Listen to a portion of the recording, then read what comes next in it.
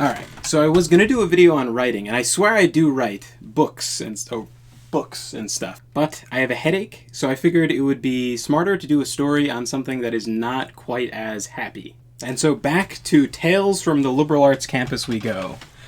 Now, this is a story about a guy we're going to call Dayquan, or rather, not a story about him, just his entire character profile. Now, Dayquan, as his name would imply, was black. And he was like the target demographic for a liberal arts college to go after, which is a very stupid minority with lots of money. Because they need minorities, they need money, and they need you to drop out at freshman year. Or at least that's what this college seemed to do, was have lots and lots of people freshman year who were not qualified to be there, who would then drop out. But I think they're pulling from their freshman diversity statistics to kind of say how progressive they are or whatever. So Dayquan struggled quite a bit with his classes and would eventually drop out. So only made it one year.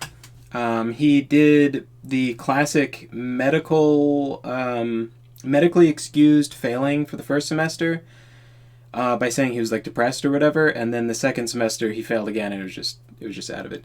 And it wasn't that he wasn't going to the classes; he was just actually that bad at everything. He would write essays that were like just a couple sentences, and he didn't know he had to like type stuff. He would just write it on by hand because he went to he went to some kind of private school, which was like weird. Like he wasn't used to classes and things like that. He wasn't used to like subjects and all these things. He was raised by two moms, and he was like the stereotypical product of no dad, right? He was very effeminate. He had this like crazy lisp, which is really weird because I would have assumed that wealthier parents would take him to a speech therapist to work on the lisp, but whatever. And then he was also 5'3", but that's not to do necessarily with two moms. Sometimes you're just short. And some guys who are 5'3" are like killing it. This guy was not. He was 5'3", and people were surprised because they thought he was shorter. He was usually like not standing up straight, and he had like a kind of effeminate way of like holding himself. And this helped with his favorite activity, which was seducing black girls. Now, he went with the tactic of making them feel bad for him and then getting pity sex. Now, I know he had a lot of escapades, but the only one that sticks out in my mind is the most vile thing you've ever heard, so put down your food. I had previously thought the story in my last video was the grossest story I knew, but then I realized something I hadn't thought of with the last story, and so I'll save that for the end. If you've seen the last video, you're in for an extra surprise treat. But now, the girl that was the most notorious because she was clinging on to him afterwards and was kind of a regular acquaintance of his, her name was Nausea. I think her name was supposed to be pronounced some other way, but everyone just said Nausea, especially behind her back, because people didn't really like her. She was one of those black girls who has that thing where they're like, oh, I'm not black, I'm Muslim. Like, she thinks it's like extra sophisticated to be Muslim, and she's like, oh, I don't wear deodorant because Muslims don't wear deodorant. We use oils. She smelled like shit. She smelled really bad. So don't use just oils. Whatever the fuck that means. Deodorant it exists for a reason. Something else I forgot, mercifully, because I blocked it out of my mind, was Dayquan describing the smell, which I will spare you, and also Nausea claiming that Muslims don't shave. It's a sin. I thought that only applied to beards, but I don't know. Maybe it also applies to pubic hair and armpit hair. She certainly claimed so. Anyway, Nausea made the hallway that I had to go down to get to my room a biohazard. Let me see if I can summarize this to cut out the most disgusting details for you. She would pee. She would pee a lot when she had sex, and it would soak everything, and then Dayquan would be carrying his sheets and everything. He'd be carrying everything down the hallway to go wash it. And it's, just fucking vile. Just the worst, right? And Nausea would act like this like seductress, and like it would boost her self-esteem quite a bit. She would really like prance around and stuff, like feeling like super sexy. She would she would often like walk into rooms and then just like leave mysteriously. Like she was just like trying to. No, it wasn't mysterious. She was trying to act mysterious and to like walk in and just like, and then just like walk out. I don't know. Anyway, getting back to Dayquan not being very smart, he went to the library because he was failing his classes. Because he was told to go to the library in order to not fail his classes. Excuse me, I need to add a few things. I was watching this while editing, and I realized it did not emphasize a bunch of things nearly enough. So future Adam is here to illuminate you. He did not do anything in the library. He did not study. He was told to go to the library, so he did, because he's a good boy, and he did what the teachers told him to. Probably how he had good grades in high school. But he didn't do anything. He didn't actually study. He didn't understand what the material was enough to know how to study. So he just went there and did nothing. And he went there for hours. Probably because the teachers didn't understand how stupid he was.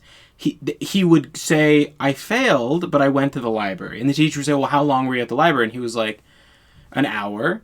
And then they were like, well, you need to go for longer than an hour. And so he goes for longer than an hour. He would go for tons of time. He would go for multiple hours. He would go for like 5, 6, 7 hours by the time he was failing out. He just didn't get it. Like, and he started to enjoy the library. He started to enjoy just sitting there and doing nothing for like 7 hours. He would just go there and he's like, oh, it's peaceful in the library. You should try it. So he would just go to the library and sit at a table and then for several hours and then leave. Like he wasn't like on his phone.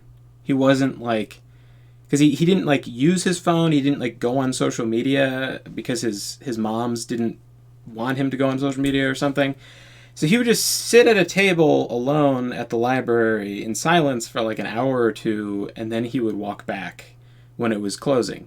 And he was like, I don't know, I don't get it. It's, because he had that lisp, right? It's like, I don't get it. I went to the library, like the teacher said, but it's still, my test was still bad. I don't know. I don't know what was going on in his classes. I knew one of the people that was like tutoring him. But anyway, back to the story. This 5'3" black dude would just sit in the library in silence for several hours, staring at a wall, and then begin to leave as soon as a girl was leaving the library. He would just walk out following her. Gee, I wonder what she's going to be thinking, noticing that he's following her after seeing him there do nothing for hours like a Terminator robot. Sorry, spoilers. Anyway, Dayquan was leaving a library one time. There was a girl leaving right before him. And so he was walking behind her, doing what he didn't realize was creepy. I remember when he was telling me this, I interrupted the story and I was like, why were you following her? Was she going the way that you're going? And he's like, no, I thought I would get a chance to talk to her and then get with her. And it's like, okay, well, I think she could tell. Because she was looking back over her shoulder, getting creeped out. And then he looks back over his shoulder, assuming that she's getting creeped out by something behind him. And he can't see it, so he starts walking faster. And then she realizes that he's walking faster. And then she starts running and screaming, "Pea safety." And so he starts running. And then he decides to go a different direction than her because he was hoping that whatever was behind him would go after her and get her, and then he could get away. A real hero. It really does go back to the old stereotype of the womanizing guy being super effeminate. I have found to be like very true. Like, no woman should go for a guy that's a womanizer. They will leave you to die with whatever horror is chasing you in the night. He thought it was a deer. He thought a deer was going to chase her down and kill her. Or him. He didn't know that deer don't, like, eat people until we told him. But, you know, whatever. He's from Camden, so I don't know. They don't have deer. And we had to... oh, put this back. That, he was so indignant about the deer thing, about how we were making fun of him for being afraid of a deer. He's like, well, how do you know it's not going to eat you? Like, animals eat other animals. And we're like, deer eat grass. And he's like, how do you know that? And it's like, they do. They just do. You could look, if you look at a deer, what is he eating? Like dead animals off the ground? Is he killing little squirrels as he munches? No, he's eating plants. He's a herbivore. And he's like, and then we have to explain what a herbivore is. Like, fucking kill me. And then he's like, yeah, but people eat shallot, and then people eat meat. And then we have to go, that's an omnivore. And then he goes, well, how do you know that a deer isn't an omnivore? And it's like, I know he's not an omnivore because they're fucking not. What? But he was so indignant. Dayquan was so fucking sure that a deer could kill a person and eat them, and probably did. There's missing people all the time, probably deer. In fact, who knows? Maybe that's what happened to the girl. Because he was trying to find her so that he could ask her if she was okay, so that he could sleep with her. And P. Safety was looking for a black guy chasing around women with a ski mask on. Who knew? I forget what happened when they did find him. I think he wrote an apology letter, and they thought he was being sarcastic because he wrote it on, like, a piece of, like, loose leaf paper by hand, and he just wrote, like, one sentence. But he was actually, like, he's actually that, either stupid or avant-garde, because he would write essays that were 2 sentences. So, and of course, the most important detail of that story is that he was wearing a balaclava, like he was wearing a ski mask. He didn't realize that was creepy. He was like, oh, it's cold. And it's like, yeah, but, like, you're chasing a woman in the dark wearing a ski mask. What the fuck are you? I mean, like, and he was so confused telling us the story. He had no idea why she would be screaming like that. She asked, why would someone do something like that? It was explained to him that he's a coward and that girls wouldn't want a guy who was a gutless coward. And then he was like, oh, that's a good idea. I should go ask her if she's okay. And it's like, but you don't care if she's okay. You wanted her to die so you could live. It was at that moment I wondered how much I should be telling Dayquan. Because he is in fact a dishonorable coward who would let a girl die so that he could live. And I don't want someone like that to be any better at manipulating people than he already is. Anyway, he would often ask people for advice, which is something you should do. Asking people for advice is usually a good idea. Sometimes people will have great advice for you. Oftentimes we had great advice for him. He did ask us some advice on stuff that we had no advice for, like nausea, peeing all over the place. He asked a whole room of people. He's like, she pees everywhere. What do I do? And I was like, I don't know. I don't know. I've never had that problem. I don't want to have that problem. Don't. I got nothing for you. Now, eventually, Dayquan would get tired of nausea and be, like, avoiding her a lot because he didn't want to sleep with her, but he did want to sleep with somebody. So he started trying to hire prostitutes off of Craigslist, I believe, and he was trying at first to hire white prostitutes, like white girls, but they would either reject him because he's black or take his money and then just not message anymore. Just like tell him to send money and then just stop. Now, he came to us for advice again, asking us, what do we do about that? That's not fair. They took his money, and he's like, can I tell the police? And we're like, no. And he's like, well, why not? You can't just take so much money. I was like, well, but you're trying to hire a prostitute. That's illegal. He's like, no, it's not. It's in movies. And we're like, yeah, it's in movies, but it's illegal in the movies. Like the cops bust the people or whatever. And he's like, yeah, but how could they do it in a movie if it's illegal? And it's like, well, because they're not really prostitutes. They're actors pretending to be prostitutes. They get paid to be an actor. And he's like, well, can I pay them to be an actor? And I was like, no. Okay.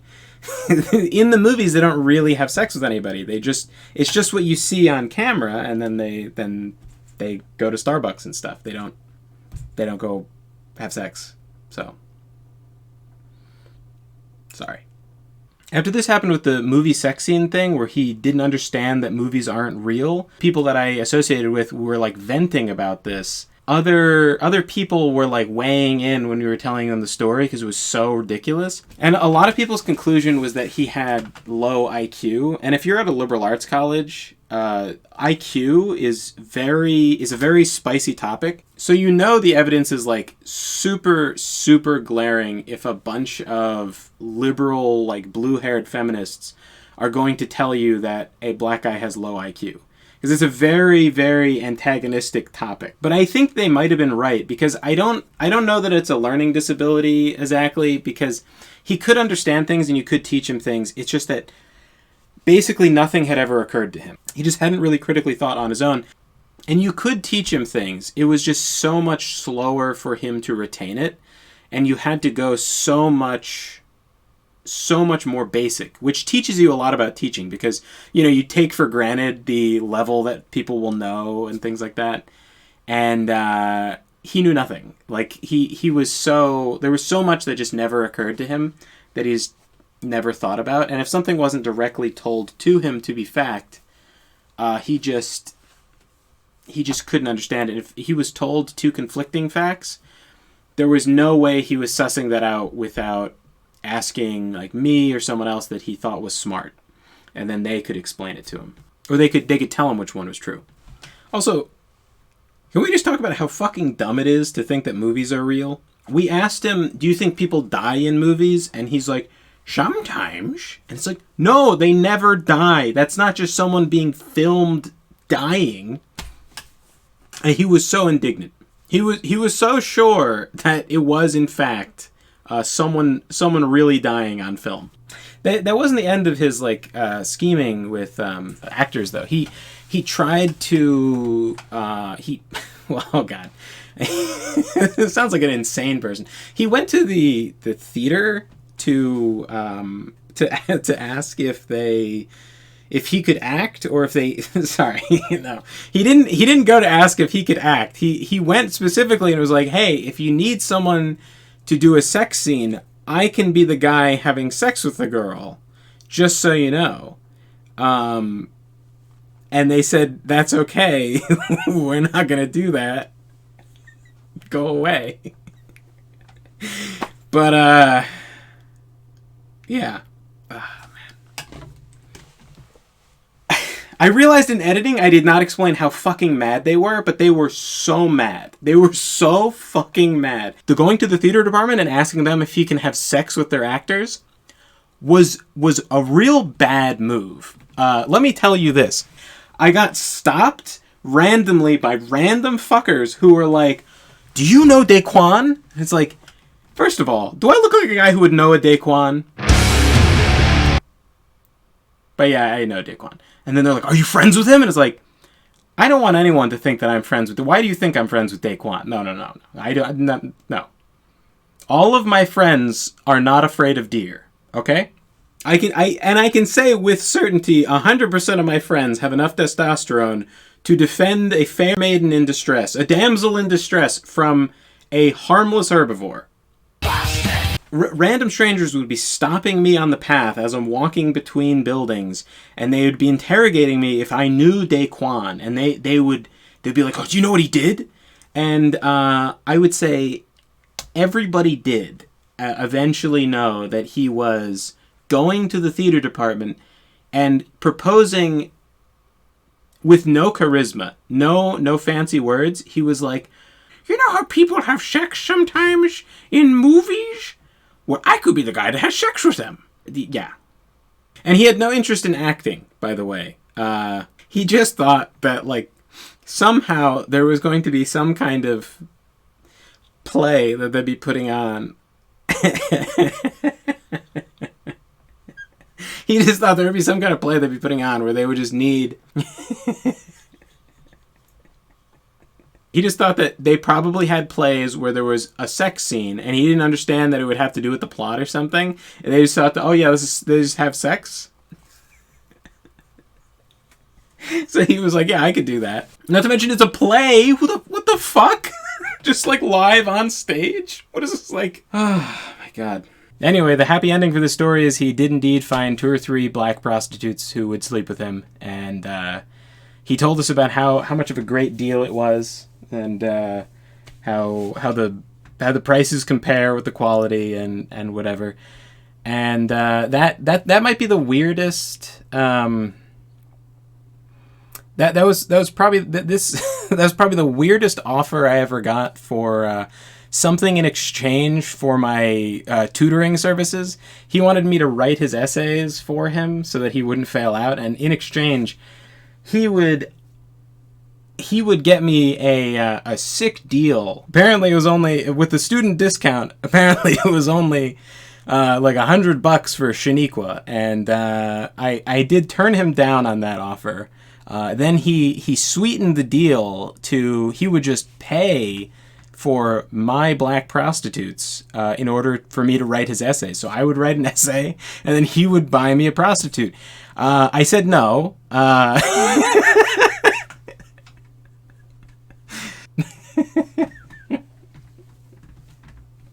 I did tutor someone in exchange for an Emrakul, the Aeon's Torn, the magic card. But, not prostitutes. Also, incredibly indignant about us making fun of him for the student discount thing. We were like, no, she's not gonna have a student discount. This is a prostitute on Craigslist. Do you think they have, like, what the fuck? And he was like, you don't know. I know more about hiring prostitutes than you. I was like, I mean, fair. But I think the girl thought he was haggling, and so she dropped the price some arbitrary amount. Oh, and before I forget, the story from last time about that guy who didn't know how to wipe his ass. Uh-oh, future Adam here. I just realized this is the most disgusting story you've ever heard in your life. So if you're eating right now, get the fuck out of here. You're done. He was surrounded by this smell I could never identify. I was telling the story to someone the other day when I was at BasedCon, and it clicked. I finally realized what the smell was. He was always permeating this awful smell, and he would never change his shirt. He would wear it for several days in a row. And so the smell I was smelling was breast milk. It was rotting breast milk. It was like rancid breast milk, because he would lactate onto his shirt, and then it would dry, and then get wet again, and then dry, and somewhere in there go rancid. Ugh. Anyway, I guess that's about it. That is the character portrait of Dayquan, the 5'3", lisping, womanizing black guy. Not the most interesting or striking character I've ever met, but definitely a character. For sure. None that I would use in any of my stories, hence why they're on my channel. But regardless,